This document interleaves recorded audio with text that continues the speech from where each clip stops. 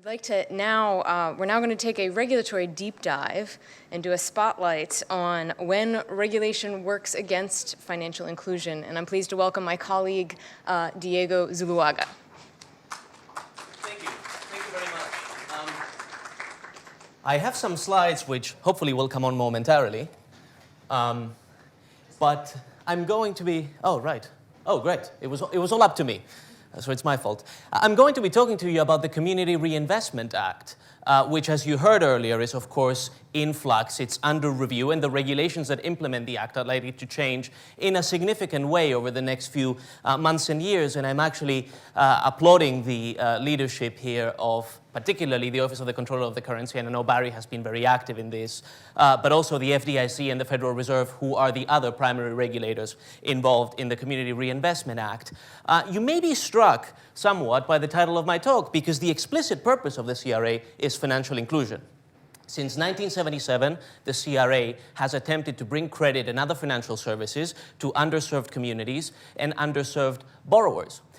Now, the banking landscape since 1977 has changed a very great deal in very many fundamental ways. And my research, and the research conducted by others, suggests that some of the purposes of the CRA may no longer be best served by the way the CRA is currently implemented. And what I'm going to be doing in my talk today is present to you some of my empirical findings in the DC area as to where CRA lending is actually going, and to also outline what some of the trends are that have made the CRA less effective at achieving its purposes than perhaps it was in the late 1970s. And the hope of this is not to diss the CRA or to accuse the regulators of being ineffective or to accuse the banks of not doing what they're supposed to do under regulation, but rather is to suggest an alternative framework by which perhaps other pieces of financial regulation or the CRA itself can be better used to promote the goals of bringing credit to underserved borrowers in a sustainable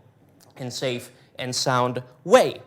One couldn't talk about the CRA without talking about redlining. Redlining is a long-standing and quite tragic phenomenon in US financial markets, and it refers to the practice by which financial institutions and indeed financial regulators would encourage or discourage credit in areas that were primarily inhabited by minorities and low-income consumers. The map you see here is a map of Baltimore from 1938. It was published by the Homeowners Loan Corporation, which was a New Deal entity to refinance home mortgages at the time of the Great Crash and afterwards during the Great Depression. And what it shows are the designated areas that were considered suitable for credit. Those would be the blue and the green ones, versus the ones that where credit was discouraged because they were considered risky. You won't be surprised to find that in the 1930s, the areas that were considered risky were primarily immigrant areas, minority areas, and low-income areas.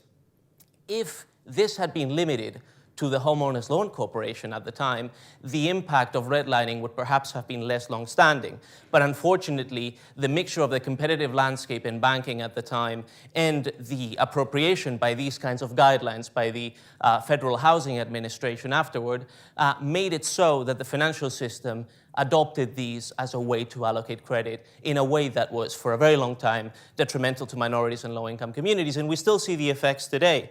There's a tenfold, if not 15-fold, difference in the net worth of white Americans versus African American, Hispanic, and other minority Americans. Some studies suggest that in the DC area, where these effects are particularly pronounced, the differential may be more like 80-fold. That's the median white household has a net worth 80 times that of the median minority household. The effects of redlining are still felt and are still real. And there is, I think, a role for public policy and innovation and markets to address that, because otherwise it is very difficult to achieve the kind of equity of opportunity that a lot of public policy seeks to promote. Now, with that in mind, in 1977, to address redlining, the CRA was enacted, and the primary purpose of the CRA is encapsulated by this: to encourage financial institutions to help meet the credit needs of the local communities in which they are chartered, consistent with the safe and sound operation of those institutions. To understand why the CRA was considered necessary in 1977, we must go back to the banking landscape then. We had largely unit banking, very few bank branches. Typically, banks were local monopolies. It was difficult to charter a bank unless you could prove there was a need for additional financial services. And that made it so that financial institutions didn't necessarily lose business if they refused credit to certain groups. That's what happens when you have a monopoly, is that the monopolist can restrict the amount of credit while increasing profit if they're able to raise interest rates enough. That was the landscape then. In addition, banks were the primary providers of home mortgage and small business credit, as well as other forms of consumer credit. And that made it so that even competition from outside wasn't really in existence. Now, of course, it doesn't take much thinking to realize that that environment is not representative of 2019. Since the 1980s, we've had a massive expansion of bank branching, first with liberalization of branching laws at the state level, and finally in 1994 with the Regal-Neal Act that made interstate branching federally legal. In addition to that, we've had the rise of financial technology companies, about which we heard earlier, which are branchless and extend credit to borrowers across the country, often online and in other ways. All of this means that both the targeted institutions by the CRA and the practices targeted by the CRA are less prevalent today. And so the ways in which the CRA is now implemented probably don't achieve the same goal, the goals sought in the way that was intended at the time. Now let me show you how CRA commitments have changed over time, because the timeline shows something interesting. Remember that the CRA was first implemented in 1977. Until 1995 or so, the commitments that banks made under the Community Reinvestment Act were relatively small. And then suddenly we have a jump after 1995. Two things happened in 1995. We had a change in regulation that moved to focus on the outcomes of lending, that is, how much banks actually lent to underserved communities, low and moderate income communities, about which I'll say more in a moment. And the second was the start of the Regal-Neal Act's implementation, which, as I said, was passed in 1994, and that ushered in a tremendous amount of bank consolidation since. To give you an idea, in 1984, we had 14,000 separate banking institutions, bank holding companies or individual banks. And we had about 57,000 bank branches. Fast forward to 2019, and we have something like 5,000, just under 5,000 banks. If you include thrifts, probably 5,300 or so, and 79,000 branches. So the decline in the number of banks hasn't actually led to a decline in the number of bank offices. But what it has done is increase massively the incentives for banks to make commitments under the CRA. Why so? Because regulators, again, the OCC, FDIC, and the Fed, take CRA performance into account when authorizing whether a bank can expand its facilities, can merge with another bank, and so on.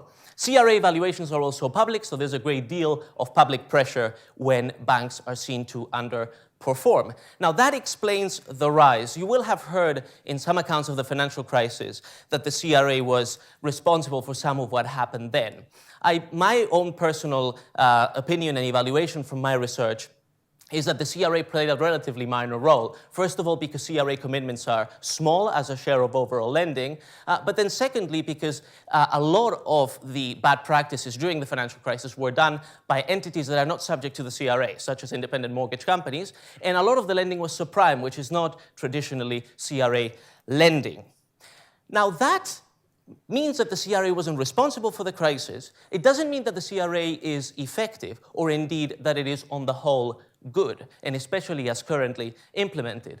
Let's go again to the mandate of the CRA, which is to encourage institutions to meet the credit needs of communities consistent with safety and soundness. There are two pieces to this argument, right? One is the extent to which the credit needs of communities are actually being met. And the second piece is whether those practices are in fact resulting in safe and sound outcomes on bank balance sheets. Because what CRA drafters didn't intend, and what CRA regulators certainly guard against, is lending that would compromise the safety and soundness of institutions. Now, there have been some studies looking at safety and soundness relating to the CRA. A 2012 National Bureau of Economic Research paper found that around the periods of evaluation of CRA institutions, those institutions would tend to increase their lending, and that lending was about 15% more likely to default. That's just one paper, but they are robust findings from a quasi-experimental setting. So, it's published by the NBER, which is a mark of research quality. Another paper by Jeffrey Gunther suggests that CAMEL ratings, the ratings for safety and soundness given by the FDIC, are inversely correlated with CRA performance. But a lot of other evidence doesn't suggest that the CRA compromises safety and soundness. And that has puzzled me for some time because as someone with an economics background, you would think that in a competitive market, banks will be lending up to the profitable degree because excluding people, excluding communities that you could lend to on a safe and sound basis would not be economically attractive, and competition would take that business away from you over time. So that any regulatorily encouraged lending has to somehow take away from safety and soundness, because otherwise CRA subject institutions would engage in it. I think that is the perfectly competitive outcome. Of course, there are barriers to competition, barriers to entry, which Chairman McWilliams referred to earlier, but that doesn't detract from that. So let's look at the other piece of the CRA. The other piece of the CRA is whether the credit needs of communities are actually being met. And here is where the evidence that doesn't point to an impact on safety and soundness actually becomes relevant. Because you will have seen anecdotal reports of gentrifying communities, finding that a lot of credit goes to the new residents and not to the historic residents. And you will also, if you work on CRA issues, will have seen that a lot of the evidence on CRA doesn't suggest it's riskier. There was a paper by Neil Butta from the Federal Reserve, which looked at CRA lending within banks' assessment areas and found that the median credit score for a borrower in those areas was much higher than the median credit score for borrowers in other areas. And that piqued my interest, because that suggests that CRA lending, or lending that gives institutions CRA credit, is actually focused on higher quality borrowers. And the research question then becomes, is there a phenomenon of skimming the top? Is CRA lending going to higher quality borrowers who are not the borrowers that actually were intended by the legislation? And for that, we must get into how the CRA actually works. Let's divide borrowers into 4 buckets. There are low-income borrowers living in low-income areas, low-income borrowers living in higher-income areas, high-income borrowers living in low-income areas, and then high-income borrowers living in high-income areas. The yellow boxes are the types of lending that qualify a depository institution for CRA credit. And the question is, how much is each of those 3 buckets getting out of the CRA-eligible lending? And if the hypothesis works, the hypothesis that higher income people living in low income areas are getting most of the CRA credit, I call them quote unquote the gentrifiers, then we have a phenomenon by which, even though CRA lending is meeting the letter of the law, it isn't necessarily meeting the spirit of the law. Because the spirit of the law is to get lending to underserved communities. And it's difficult to argue that higher income new residents, even if they live in low income areas, are actually underserved by the system. And so what I've done is I've looked at this phenomenon in the DC area.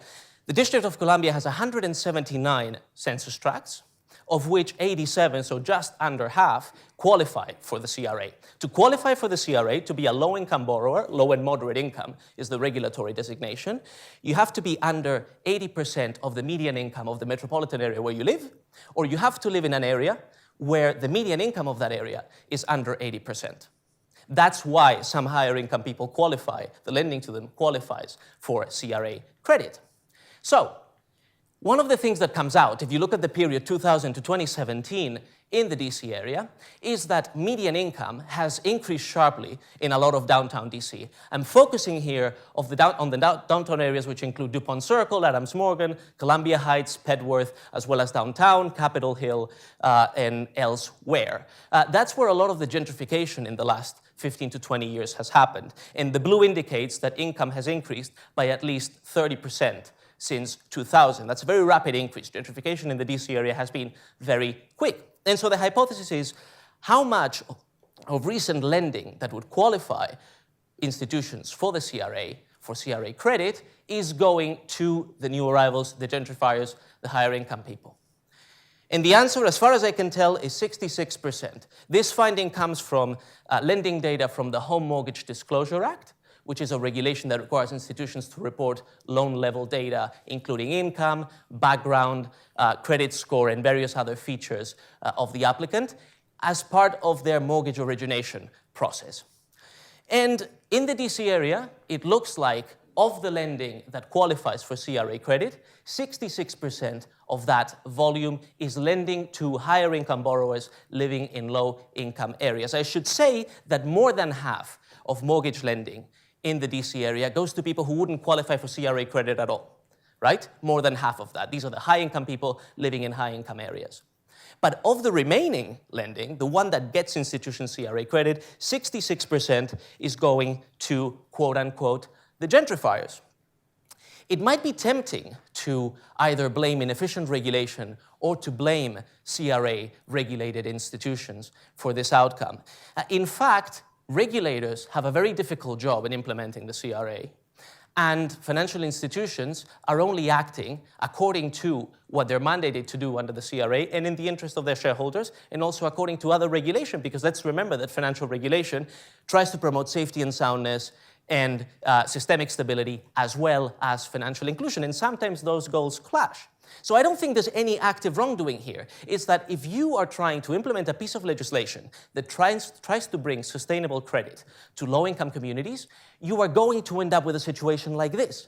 Because safety and soundness is easier to achieve if you focus the lending on the higher quality borrowers. And indeed, if you read a CRA report that any of the three regulators I mentioned publish when they examine a bank, they will usually talk about serving geographic areas, and they focus very deeply into this. You know, they're trying to serve the purpose of the law. But whenever you find that low-income lending is significantly lower than the rest, you want to blame demand. And that's what happens in the DC area. House prices are high, incomes are relatively low among the people who qualify for low-income status. And so you don't blame it on a failure of the CRA, you blame it on the fact that demand is being bid up by people on higher incomes. So it's very difficult to target the CRA in such a way as not to have an outcome where 66% of lending goes to higher income people. I've only looked at DC area data, but even when Robert Litton examined the CRA 20 years ago, after the Financial Modernization Act, he found that up to 30% nationwide of CRA-eligible lending was going to higher income borrowers in low income areas. So this is not an isolated phenomenon. There's a lot of anecdotal evidence. There's a report about Point Breeze in Philadelphia, Pennsylvania, finding a similar situation. There was a recent article in the New York Times showing that CRA lending might be reaching new arrivals and different demographic groups than the ones intended more recently. And it's something that we have to study if we're trying to improve the way the CRA works. There are two ways in which I think we can better achieve the goals of the CRA of bringing credit to underserved communities, which would do so better than the current CRA regulation. The first one